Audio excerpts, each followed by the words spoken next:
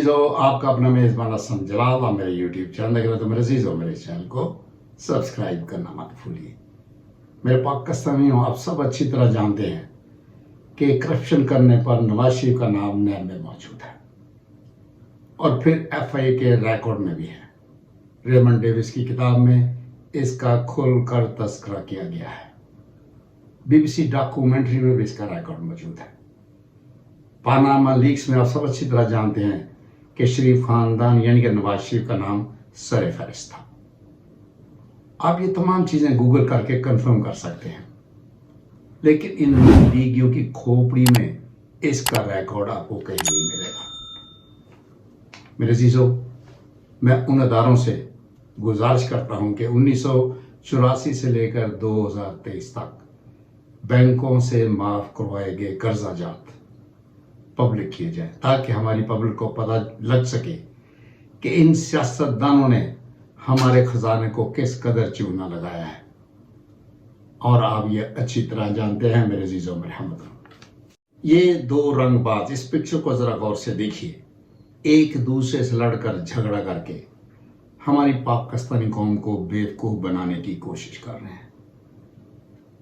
इनसे जरा आपने बचकर रहना है। कौम के साथ नए नए ड्रामे ये खेलने की कोशिश करेंगे, ये जाहिर करेंगे कि हमारा एक दूसरे से बहुत पुराना अरसे का बैर है।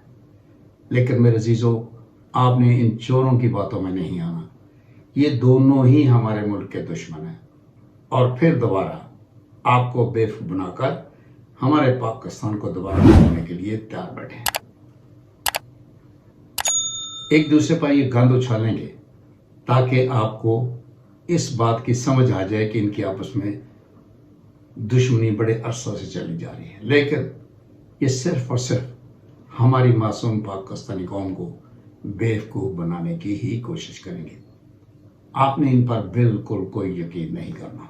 जिस मुल्क के हुक्मरान आते ही 50 करोड़ की करप्शन को जायज समझें और इनके हवारी जो इन पर एतबार करते हैं, उनका मुकद्दर तबाही होगा। मेरे अजीजों, आप जिस तरह लाहौर के वकला हजरात अपनी फैमिली के साथ बड़ी ही तादाद में बाहर निकले हैं, तो मेरे अजीजों, मेरे हमदों, इसी तरह आपने भी इन चोरों डाकू लुटेरों के खिलाफ बाहर निकलना है और इनको इनके किए की सजा वोटों के जरिए आपने लेनी है। यही एक बेहतरीन तरीका है इन चोरों से बदला लेना, अपना लूटा हुआ पैसा इनसे वापस लेना और इनको फिर जेलों में डलवाना। इस वक्त पाकिस्तान के तकरीबन सारे अदारे खसारे में जा रहे हैं, लेकिन अदारों में बैठे अफसरान सब के सब अरब और खरबपति बन चुके हैं। इसके हवाले से 4 खूबसूरत झूठ मैं आपके सामने पेश करने जा रहा हूं। नंबर 1, कानून सबके लिए बराबर है। ताकत का सर चश्मा हमारी आवाम है। मुसलमान आपस में भाई भाई हैं और पाकिस्तान इस्लाम का किला है। इससे बड़ा झूठ और क्या होगा मेरे अजीजों। अगर इन पर अमल दरामद किया जाए तो इससे अच्छा मुल्क दुनिया में और कोई नहीं हो सकता। लेकिन ये सारी तमाम चीज़ें हमारे पाकिस्तान में इसका नामो निशान नहीं है मेरे अजीजों, और ये सब चोर मिलकर हमारी पाकिस्तानी कौम को बेवकूफ़ बनाकर दोबारा लूटने के लिए तैयार बैठे हैं। हम लोग मगरब को यानी अंग्रेज़ों को बुरा भला कहते हैं, लेकिन इन्हीं अंग्रेज़ों की इस्तेमाल शुदा चीज़ों के लिए हम लंडे बाजार में लाइनों में खड़े होते हैं। मेरे भाइयों, किसी के मुंह पर नहीं लिखा होता कि वो हराम का माल खाकर पला हुआ। उसकी हरकतें उसके चेहरे से ज़ाहिर होती हैं कि इसने हराम का माल खाया हुआ है। उसकी हरकतों से आपको पता चलेगा कि ये एक बगैरत और हरामखोर शख्स है। आप मुझे ये बताएं कि हमारे किसी अदारे में बगैर रिश्वत या बगैर जान पहचान के किसी का काम बाइज्जत तरीके से किया जाता हो? सवाल ही पैदा नहीं होता।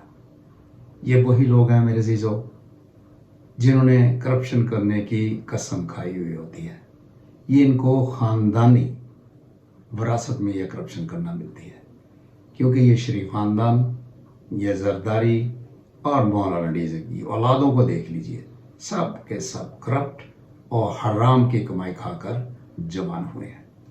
جس شخص کو 7 بار ہارٹ اٹیک، دل کا دورہ، گردے خراب، درجن بار انجائنا کا اٹیک، پلیٹلیٹس خطرناک حد تک گر چکے ہوں اور 85% دماغ کی شریانیں بند ہوں، یہ بندہ نہ صرف زندہ ہے، یہ بھی ایک معجزہ ہے میرے عزیزوں، بلکہ وہ 4تھی بار پاکستان کا وزیر اعظم بن کر ہمارے پاکستان کو دوبارہ لوٹنے کے لیے پاکستان میں تشریف لے آیا۔ اور اس کی وجہ پاکستان میں آنے کی کون ہے میرے عزیزوں، میرے ہموطنوں؟ کچھ پٹواری لوگ اور ہماری اسٹیبلشمنٹ۔